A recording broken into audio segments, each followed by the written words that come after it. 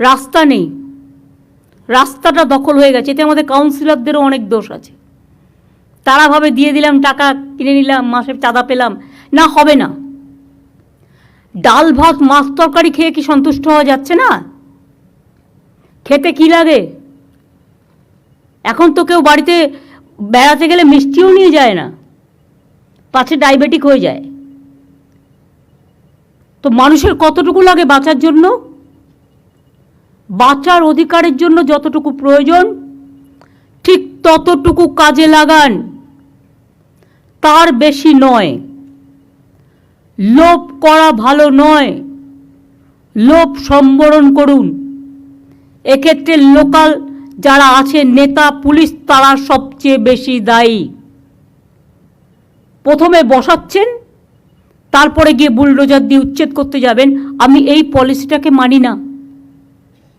আমি যে পলিসিটা মানি, প্রথম থেকেই রেস্ট্রিকশন করতে হবে। যে কাউন্সিলরের এলাকায় এটা চলবে সেই কাউন্সিলর অ্যারেস্ট হবে। যে নেতার এলাকায় চলবে, ডাবগ্রামে দেখেছেন আমি জেলা প্রেসিডেন্টকে অ্যারেস্ট করিয়ে দিয়েছি।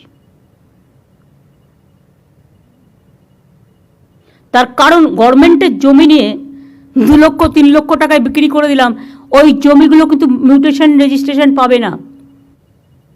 আর পুলিশের মধ্যেও আমি দেখছি ইদানিং একটা লোভ বেড়ে গেছে।